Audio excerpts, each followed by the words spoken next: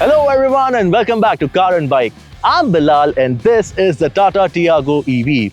Well, you might be wondering what we are doing with the Tiago EV, especially since it's almost 2 years old. Well, you see, we did a detailed comparison of the EV, with the Tiago iCNG AMT across various parameters, and you should watch that video. The link to it might be on your screen or in the description down below. But while testing and shooting for that video, I have driven this Tiago EV for almost 1200 kilometers over a span of couple of weeks. So in this video, we will be discussing 3 reasons why you should buy the Tata Tiago EV right away and 3 reasons why you shouldn't. So let's begin.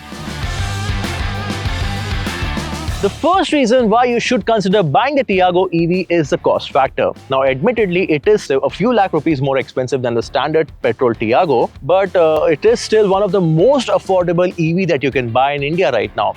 The only other electric car which is more affordable than the Tiago EV is the Comet EV, and it is a 2-door. So the Tiago EV is practically the most affordable electric hatchback that you can buy in India right now. But it's the low running cost is the more defining factor. You see, for driving those 1200 kilometers, I only made use of public EV fast chargers. So I never had to wait for more than 1 to 2 hours, no matter how low my battery was. And when I combined the amount I spent for doing those 1200 kilometers, the total amount it came to around 3,800 rupees. So that's 3,800 rupees spent for 1200 kilometers. That gives you a running cost of rupees 3, little over rupees 3 per kilometers. Now imagine I did the same amount of kilometers in an equivalent petrol car, that would have lightened my pocket by around 8,000 rupees. So every penny saved is every penny earned, right? And the next reason to buy the Tiago EV is the fact that how comfortable and easy it is to live with. You see, driving an EV is still a very novel experience for many Indian buyers. And how the Hero Honda Splendor was and still is the first two-wheeler experience for many Indians, the Tiago EV can be the first EV experience for many Indian drivers. You see, the eerily silent nature of an EV with quick burst of acceleration and zero vibration. This is the most fun part about an EV, and the Tiago EV is a perfect little car and a very peppy car to give you that sort of driving experience. And in terms of driving dynamics, the steering of the Tiago EV is well weighted. The ride quality is sorted with going over anything and everything the Indian road condition can throw at you. And overall, if you are learning the art of charging an EV, the Tiago EV would give you a perfect experience. So for first-time EV buyers, the Tiago EV makes a lot of sense.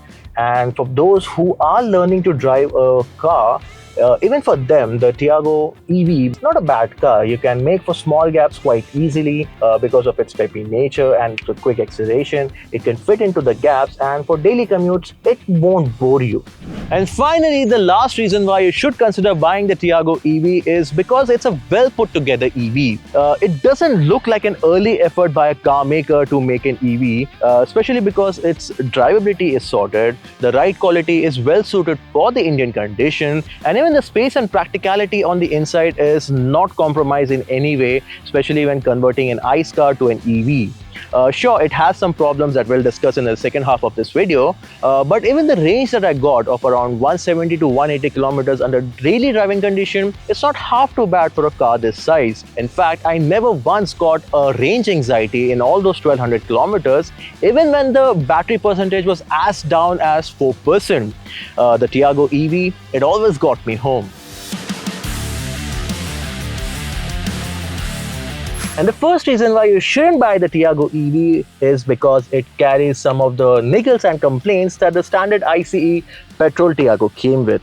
You see, an EV, it should feel special. It should stand out and be flamboyant compared to its ICE counterpart. But the Tiago EV, it doesn't. Except the nose, the gear lever, the new paint scheme and the alloy wheels, it doesn't stand out compared to the ICE Tiago. So you get the same boring looking cabin on the inside with a very old touchscreen, a monochromatic driver's display, a very basic looking steering wheel. And it also misses out on some of the essential features such as an armrest. I wish it came with a traction control and a hill hold control. It doesn't even have a rear parking sensor, which is weird. Moreover, this car, this very particular Tata Tiago EV that we have here with us, it has 10,000 kilometers on its odometer. And I admit, these are not the kindest 10,000 kilometers any car would be subjected to, but given the nature of this car, there's a very prominent rattles and squeaks inside the cabin, which also points out that the fit and finish of the Tiago EV could be improved. But don't you worry, Tata has worked upon the newer generations of their car, case in point the new Punch EV and the Nexon EV, which are leaps ahead of their older iterations, and the same is expected from the Tiago EV. Which brings us to the second negative, which is the fact that the Tiago EV is a bit long in the tooth now. Now, admittedly, it is turning 2 this year, but when we drove the car 2 years ago, it still felt old, and now it is in a desperate need of an update. Secondly, it carries over the glitches that the old Tata cars are prone with.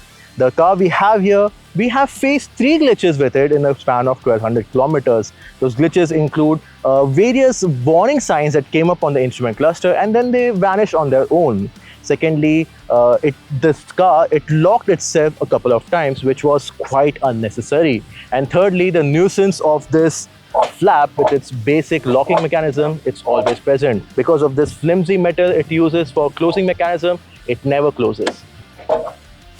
Now, in the 2 years since the Tiago EV is in the market, the owner's feedback has been a mixed bag. Some have found the EVs to be good and without any hassle, and they swear by it. Others have been constantly complaining about various issues their cars are persistent with. Moreover, all over the internet, you'd see complaints of the EV owners being neglected by the showroom and service personnel who ought to resolve their issues. This could be because of the lack of preparedness these service providers receive for an EV or something else. But whatever might be the case, it has cast a shadow of doubt on many first-time EV buyers, and this should be resolved quickly before the next generation of EVs are ready to roll out.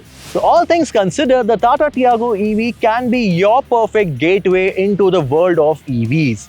If you are looking to put down your money on a small, compact, pocket-friendly EV, the Tiago EV, it won't disappoint. Sure, it has its share of flaws and has started to look its age, and is in need of a desperate update to sort out some of its shortcomings. And I reckon it will receive it soon, given the fact that how far Tata has pushed their EV game. But until then, the Tata Tiago EV, it's not half bad.